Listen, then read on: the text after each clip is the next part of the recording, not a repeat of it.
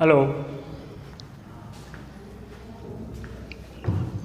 Hello friends, welcome back SN વિદ્યાલયના e learning પ્રોગ્રામમાં હું પિનાકિન રાવલ આપને આવકારું છું. મિત્રો, આપણું સ્વાધ્યાય જે છે એમાં હવે લગભગ 2-5 દાખલા બાકી છે જે સિલેબસમાં છે એ જોઈ લઈ. અને લાસ્ટ લેક્ચરમાં આપણે જે રિઝલ્ટ બનાવ્યા છે એને તમે ખાસ યાદ રાખજો. જે ડિસ્પ્લેસમેન્ટ મેથડની મેં વાત કરી હતી. લેક્ચર આપણું જે છે એ 14 છે.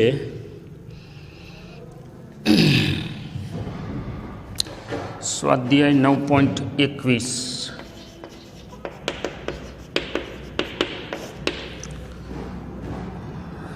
સ્વાધ્યાય 9.10માં સંપાત થતી મુખ્ય અક્ષ પર બે લેન્સો વચ્ચેનું અંતર. હવે સ્વાધ્યાયનો 9.10 ગોતવા જવાનું છે આપણે. 9.10 હા, એમાં 30 centimetre F1 is equal to plus 30 centimetre, F2 is equal to minus 20 centimetre અંતરગોળ. આ બહિર્ગોળ છે અને આ અંતરગોળ છે. આ 9.10માંથી આપણે ઉપાડ્યું એમને જે કીધું છે એ. હવે એ વખતે એ સંપર્કમાં રાખ્યા હતા અને અહીંયા શું કીધું છે કે બે લેન્સ વચ્ચેનું અંતર D is equal two 8 centimetre હોય તો સંયોજનની અસરકારક કેન્દ્ર લંબાઈ ગોતો. પછી આ કઈ તરફથી પ્રકાશની કિરણાવલી આવે છે એના ઉપર આધારિત છે ખરું. શું આના ઉપરથી એ અસરકારક કેન્દ્ર લંબાઈનો ખ્યાલ ઉપયોગી છે, યુઝફુલ છે કે નહીં, એ આપણે કહેવાનું છે. હવે કેલ્ક્યુલેશન જે છે એ થોડુંક આપણે આકૃતિ છે એ બતાવી. આ રીતની આકૃતિ થઈ. દાખલો ગણ્યો તો આપણે F1 F2. હવે સંયોજનની સમતુલ્ય કેન્દ્ર લંબાઈ ગોતવાની છે. મતલબ કે અહીંથી આવતું સમાંતર કિરણ જૂથ આ બાજુ ક્યાં પડે છે એ આપણે ગોતવાનું છે. તો પહેલા લેન્સ માટે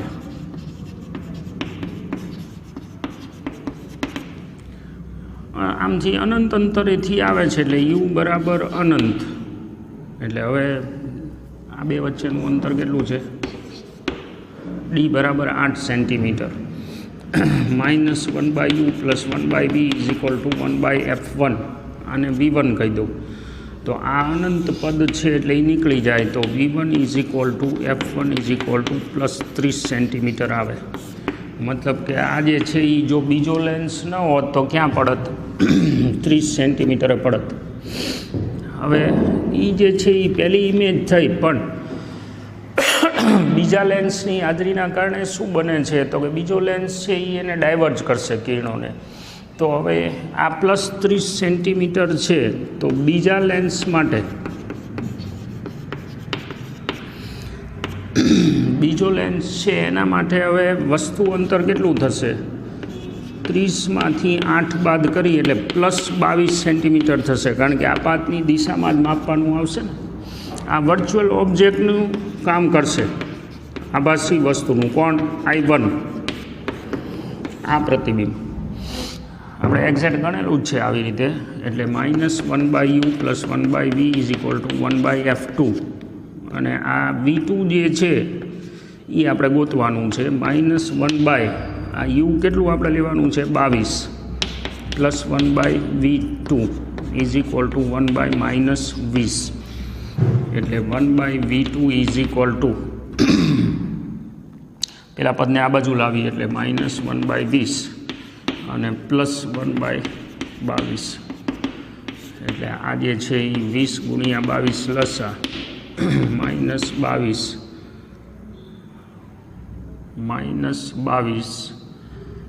વત્તા 20 એટલે માઇનસ 2/20 ગુણ્યા 22.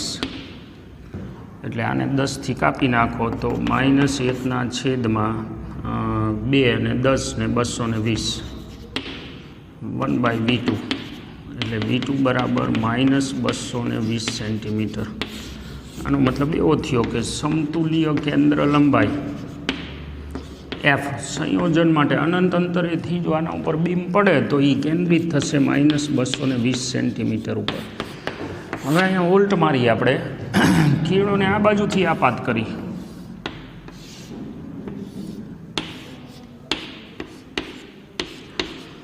સમાંતર કિરણો છે એ આ બાજુથી આપાત કર્યા. તો હવે અંતર્ગોળ લેન્સ માટે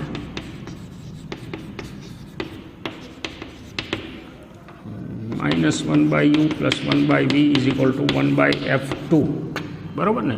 એમાં આ જે છે એને 1 કહી દઉં તો આ પદ તો અનંત થઈ ગયું. અનંત અંતરેથી કિરણો આવે છે એટલે 1/v1 = 1/-f2 કેટલું છે 20. એટલે v1 = -20 સેન્ટીમીટર થયું. મતલબ કે આ પ્રતિબિંબ જે છે એ અહીંયા ક્યાંક પડશે. માઇનસ મતલબ આ બાજુ આપાતથી વિરુદ્ધ, એટલે આની કેન્દ્ર લંબાઈ આ બાજુ છે. હવે બીજા લેન્સ માટે આભાસી વસ્તુનું કામ કરશે આ. તો બીજા લેન્સ માટે આભાસી વસ્તુનું કામ કરે તો યુ બરાબર શું થશે? આ બે વચ્ચેનું અંતર કેટલું 8 અને આ બાજુ બીજું કેટલું 20. એટલે આપાતથી વિરુદ્ધ એટલે -28 સેન્ટીમીટર થશે. બરાબર. આ 8 અને આ 20 બીજું. તો હવે -1/u + 1/v2 નામ પાડી 1/ અહીંયા થઈ જશે હવે f1. વસ્તુ અંતર કેટલું છે -28, પછી વત્તા 1/v2 આપણે ગોતવાનું છે અને આ કેટલું છે 30. એટલે v2 = પેલું આ પદ આ બાજુ પ્લસ થશે એટલે 1/30 + 1/28. f1 છે એ આપણે કઈ રીતે માપવાની છે? પ્લસમાં જ માપવાની છે. ક્યાંય કંઈ ભૂલ થતી હોય તો તમે તમારી રીતે જોઈ લેજો. 28 સેન્ટીમીટર મારે આપાતથી વિરુદ્ધ માપવાના છે આ લેન્સથી. એટલે હવે આ જે છે એ 30 × 28 અને 28 + 30. 1 મિનિટ. આંકડો જે છે એ વચગાળાનો કેટલો છે એ આપણે જોઈ લઈ.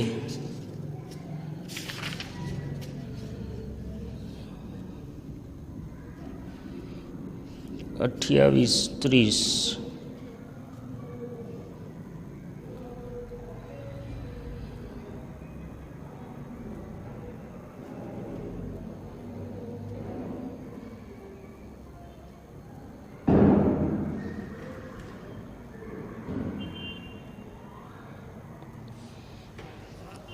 ક્યાંક કંઈક પ્લસ માઇનસનો લોચો દેખાય છે.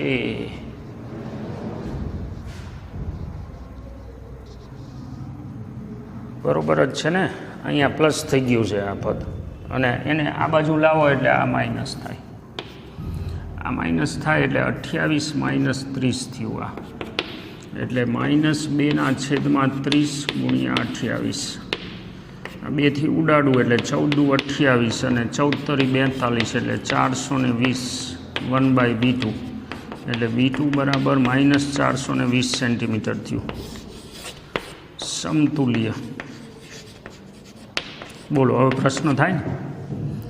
કિરણો પેલી બાજુથી આવે તો કંઈક જુદો જવાબ આવે, કેન્દ્રિત અલગ જગ્યાએ થાય. આ બાજુથી આવે તો કેન્દ્રિત અલગ જગ્યાએ થાય છે. એનો અર્થ એવો થયો કે આ કિસ્સામાં સમતુલ્ય કેન્દ્ર લંબાઈનું મહત્ત્વ રહેતું નથી. ક્યારે બે લેન્સ વચ્ચે અંતર આપ્યું હોય ત્યારની વાત છે. એમણે જે પ્રશ્ન પૂછ્યો છે એનો જવાબ આ થયો કે ભાઈ આમાં કોઈ મહત્ત્વ રહેતું નથી સમતુલ્યનું.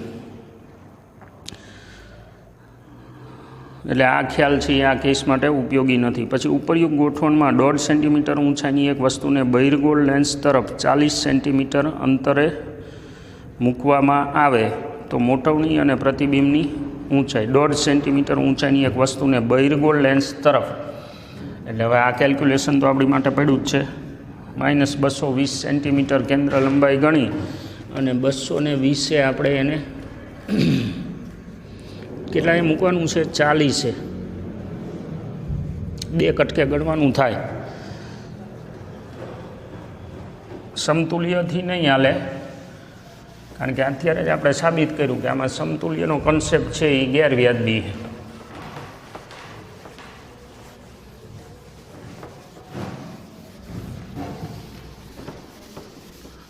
તો બહિર્ગોળ લેન્સ તરફ હવે ફરીથી પાછું અહીંયા મૂકી આપણે વસ્તુને અને આંકડો જે છે એ તમને કહી દીધો છે 1.5 સેન્ટીમીટર ઊંચાઈની વસ્તુને બહિર્ગોળ લેન્સ તરફ 40 સેન્ટીમીટર એટલે આ જે છે એ 40 સેન્ટીમીટર છે. હવે અનંત અંતરેથી નથી આવતું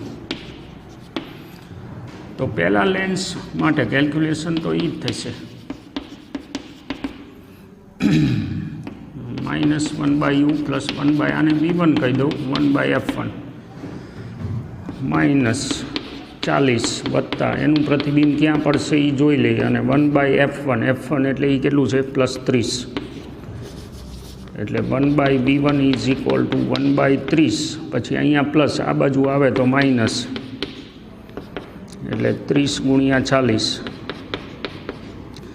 40માંથી 30 જાય એટલે 10 એક મીંડું જાય એટલે 3 4 × 12 1/120 v1 = 120 સેન્ટીમીટર પ્લસ અહીંયા પ્રતિબિંબ પડ્યું માની લઈએ કે આપણે આ અહીંથી અહીંયા સુધી 120 સેન્ટીમીટર છે.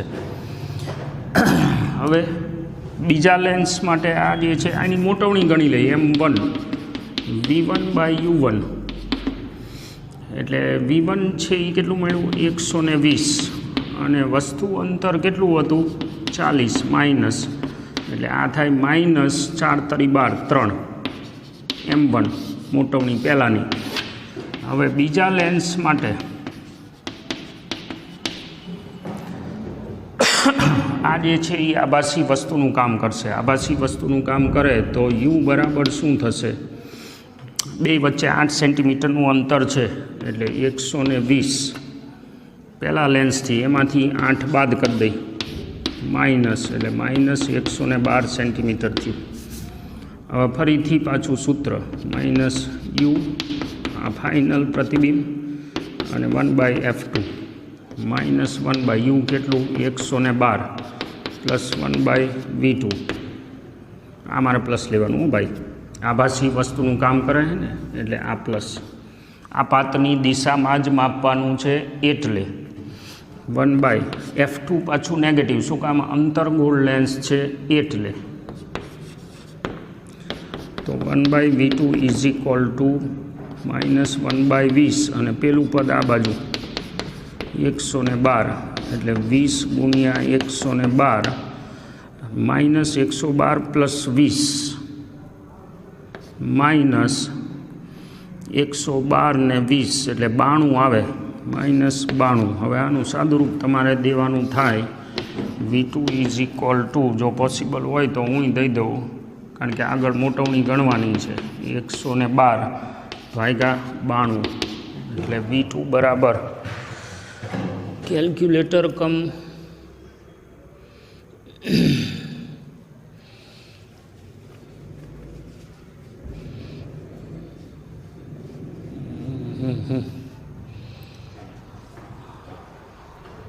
આપણે આ જે છે ને માઇનસ મળ્યું એટલે પ્રતિબિંબ ક્યાં મળ્યું છે પાછળ આપાતથી વિરુદ્ધ દિશામાં. હવે અહીં મોટવણી ગણી લઈએ આપણે તો ફાઇનલ મોટવણીનું કામ છે ને એટલે મોટવણી શું થશે v2/u2 v2 કેટલું 20 × 112 92. કેલ્ક્યુલેટરના વાંધા દર વખતે આવે છે વચગાળાનું રિઝલ્ટ હોય ને એટલે તકલીફ પડે હશે. હવે તમારી પાસે તો હોય બધા સાધન સામગ્રી અને ભૂલ થતી હોય તો આમાં આંકડામાં જ ખાલી જોવાનું છે સાદુરૂપમાં. u2 કેટલું છે થઈ ગયું 112. હવે આમાં બે ઋણ છે એટલે અહીંયા હું માઇનસ નથી લખતો આ 112 ગયા એટલે આ 20/92 થયું. આ બીજી મોટવણી તો નેટ મોટવણી આપણે લેન્સના કોમ્બિનેશનમાં લખેલું છે m = m1 × m2 m1 કેટલું 3. હવે આપણે મૂલ્યની જ વાત કરી છે ગુણ્યા m2 એટલે 20/92. હવે મોટવણીની વ્યાખ્યા શું છે v/u = hi/ho. તો height of image will be equal to મોટવણી ગુણ્યા ho. મોટવણી કેટલી 60/92 ગુણ્યા હાઇટ ઓફ ઓબ્જેક્ટ કેટલી 1.5 સેન્ટીમીટર. છેલ્લો આંકડો તમારે કાઢી લેવાનો આવે કેલ્ક્યુલેટર આપણી પાસે નથી. આ નેટ મોટવણી થઈ 1.5 સેન્ટીમીટરની વસ્તુ આવડી દેખાય છે તે જગ્યાએ.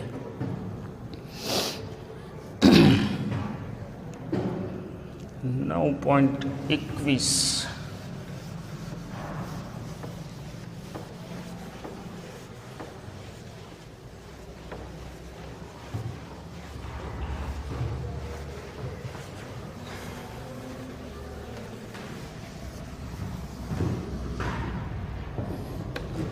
પછી 9.22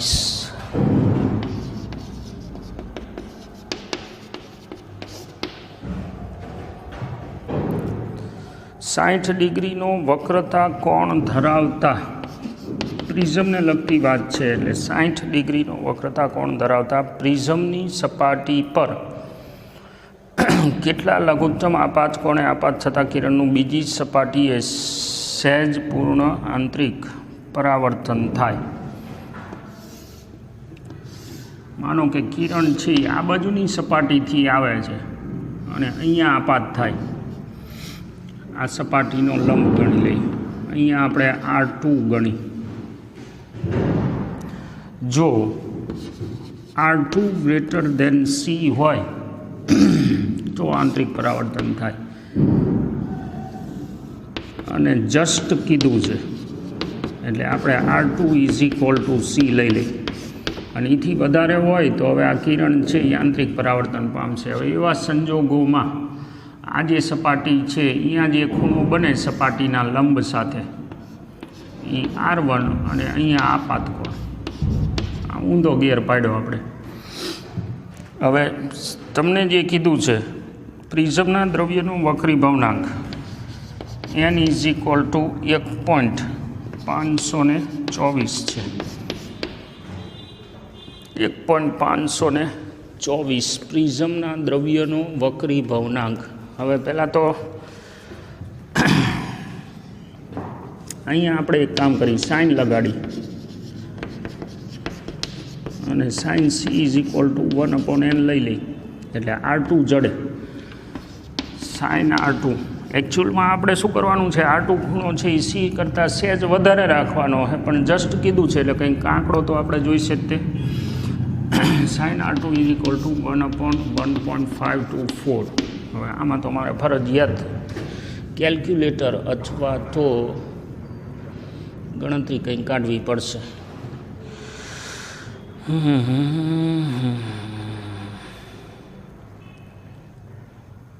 1/1.524 એટલે 0.6561 આવ્યું.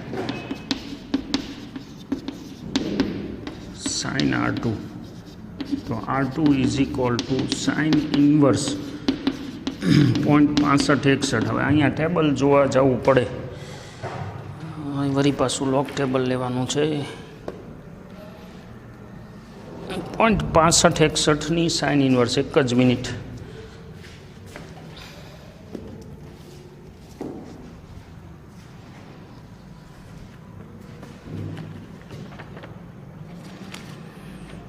.6561ની સાઇન ઇન્વર્સ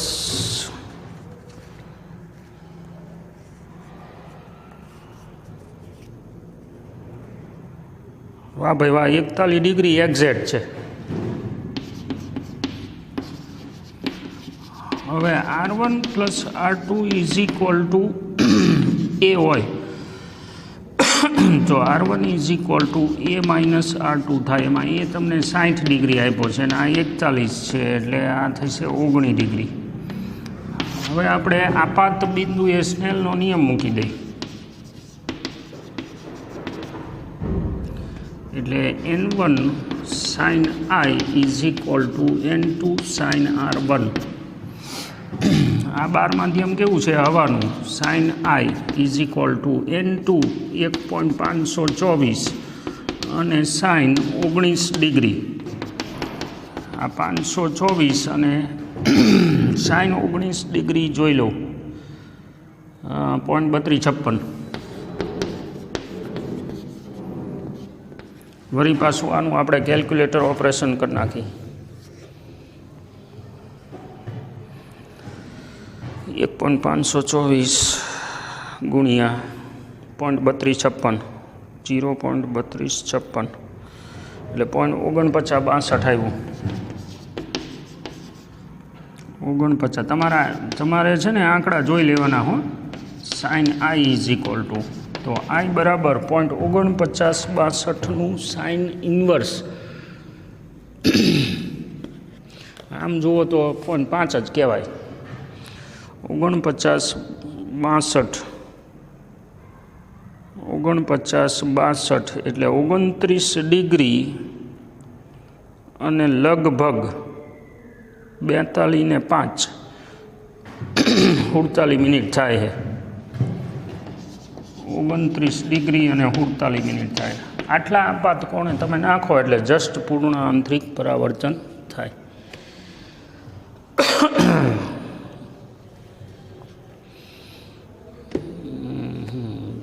નવ 23, 24 અને 25 3 દાખલા છે એ હવે સિલેબસમાં છે.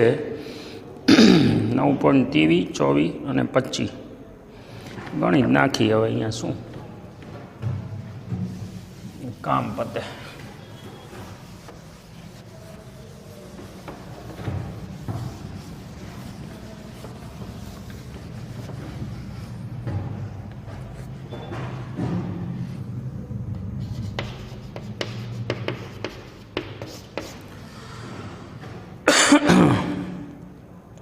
એક mm² ચોરસોમાં વિભાગેલા એક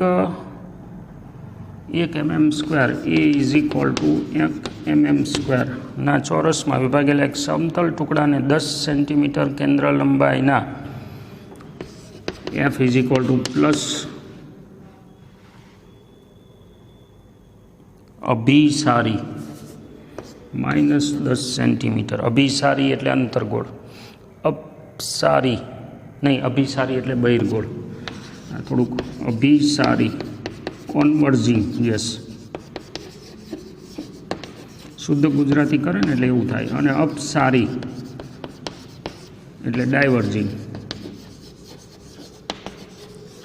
કોન્વર્જિંગ એટલે બહિર્ગોળ. લેન્સની વાત થાય હો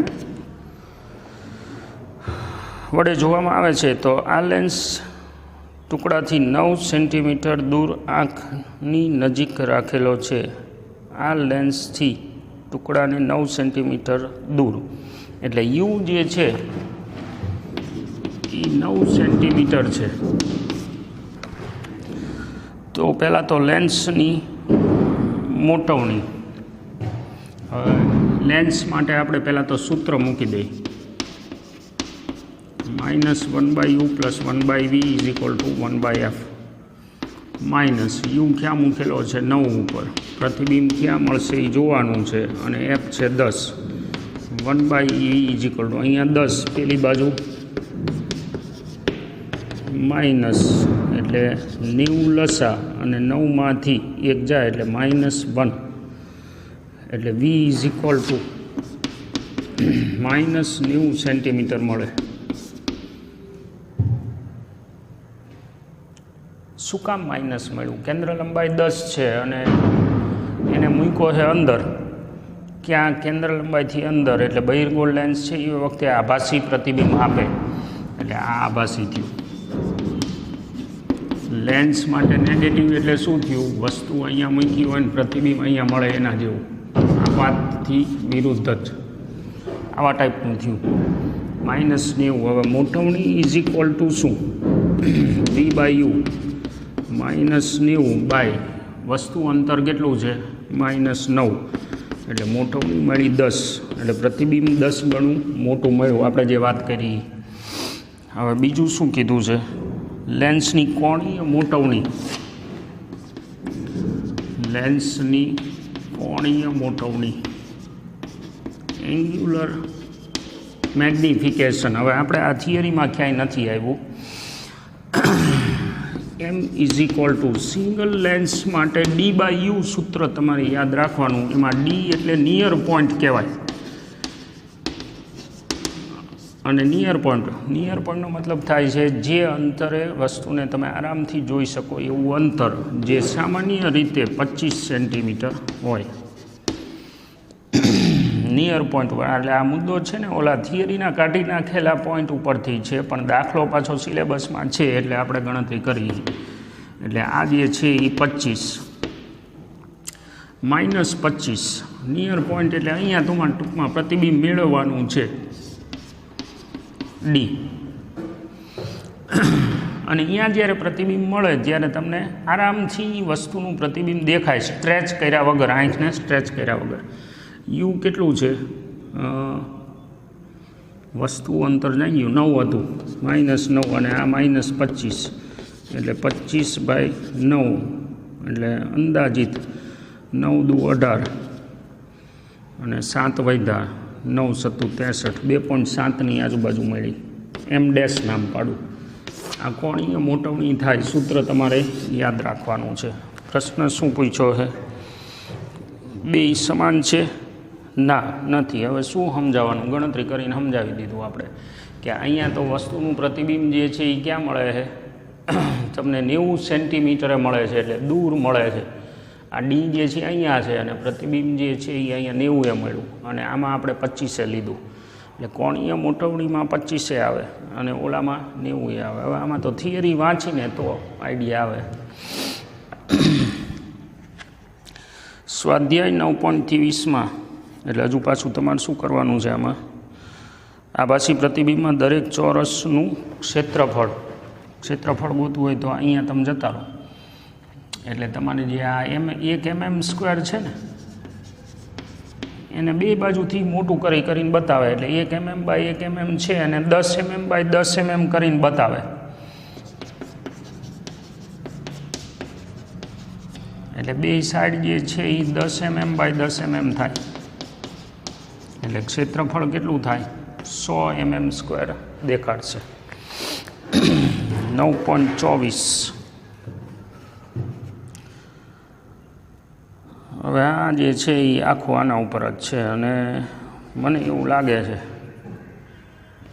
આની આ વ્યાખ્યા જે આ એક સૂત્ર છે એ તમારે ધ્યાનમાં રાખવાનું છે. મેક્સિમમ મોટો હાલો ને ગણી નાખી.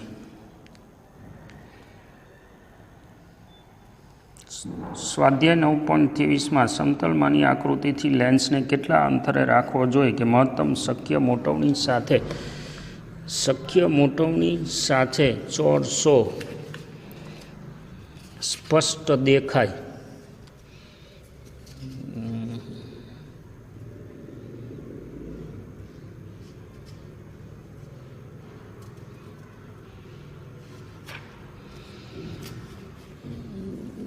મેગ્નિફાઈંગ પાવર આમાં ક્યાંય મોટવણી જે છે એ ગડબડવાળું કંઈ કર્યું. ભગવાન કેલ્ક્યુલેટર વગર આંકડા જે છે એ આગા પાછા થઈ જાય છે.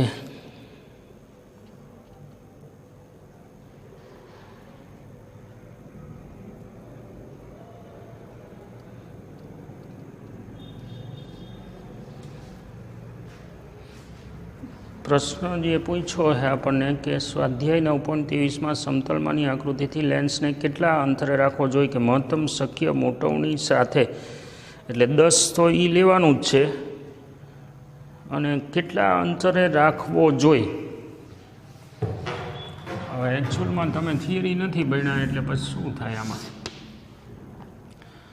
માનો કે તમારી આંખ માટે આ જે અંતર છે એ નિયર પોઈન્ટ છે. પ્રતિબિંબ એટલીસ્ટ અહીંયા મળવું જોઈએ તો જ તમને એ સ્પષ્ટ ચોખ્ખું દેખાય. વસ્તુને ક્યાં રાખવાની એ તમારે ગોતવાનું છે. હવે -1/u + 1/v = 1/f. એમાં v = લેવાનું છે -25. 1/f જે છે એ બહિર્ગોળ લેન્સ એટલે +10 અને -1/u એટલે -1/u = 1/10 વત્તા 1/25. બરાબર? આ બાજુ આવે એટલે આ 250 અને આ 35. 25 ને 10 35. આ પ્લસ અને અહીંયા આ જે માઇનસ છે એને આપણે આ બાજુ લાવ્યા એટલે એ પ્લસ થયું. અને હવે u બરાબર -250/35 એટલે minus. Once again calculator operation. 250/35.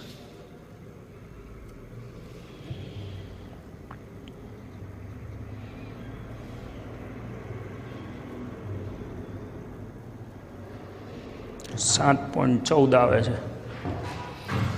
વસ્તુને 7.14 મૂકવી જોઈએ, જેથી કરીને તમારા નિયર પોઈન્ટ ઉપર, એટલે તમને જે જગ્યાએ સુખરૂપ દેખાય એ અંતરે તમને પ્રતિબિંબ મળે.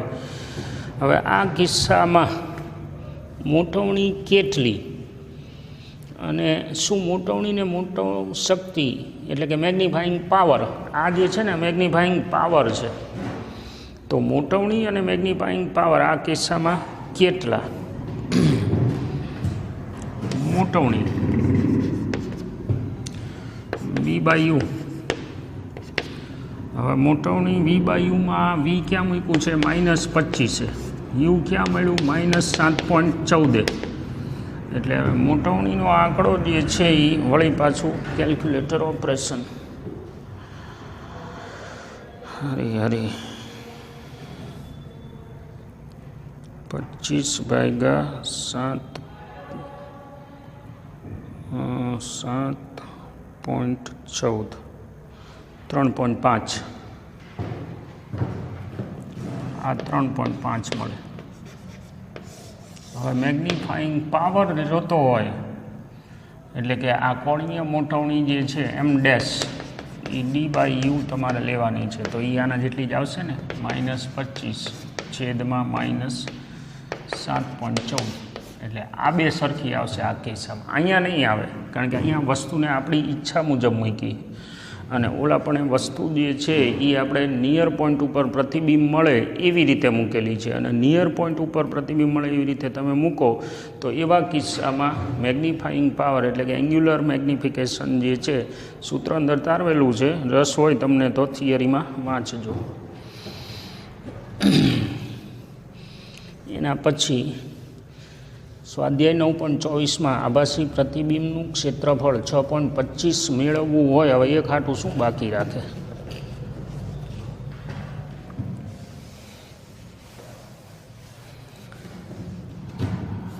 આ 25, અને એમાં આગળના દાખલામાં આભાસી પ્રતિબિંબ જે છે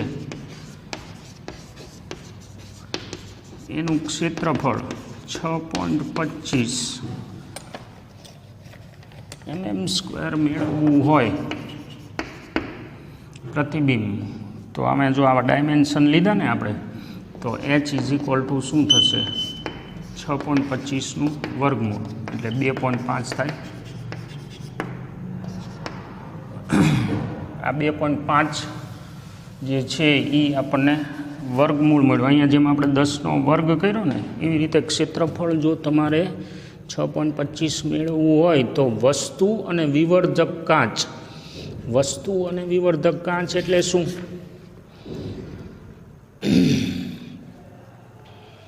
અંતર કેટલું રાખવું જોઈએ? હવે તમને આ જે મળ્યું છે ને એ હાઇટ મળી છે. એ હાઇટ જે છે એ એકચ્યુઅલમાં શું થયું?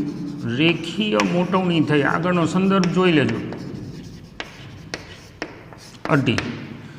હવે તમારે પ્રતિબિંબ અંતર જે છે એ નહીં પણ વસ્તુ અંતર ગોતવાનું છે. M = V/U. હવે એમાં V = MU લખાય. એમાં મોટવણી કેટલી મળી? લિનિયર રેખીય 2.5 મળી, એટલે B આટલું થાય 2.5U. હવે -1/U + 1/V = 1/F માં નાખી યુની જગ્યાએ શું લખવાનું? -2.5U લખવાનું. યુની જગ્યાએ -2.5U + 1/V. વીની નહીં, આની જગ્યાએ -U વસ્તુ અંતર, અને પ્રતિબિંબ અંતર છે એ એના કરતાં 2.5 ગણું મળવું જોઈએ આપેલી મોટવણી માટે. તો એ થશે -2.5U = 1/F પ્લસ એ ઓલા પાછું 9.23 24 25નો એક જ દાખલો છે એટલે આ +10 હતું લગભગ. હવે આમાં સાદુરૂપ આપણે દેવાનું આવે છે.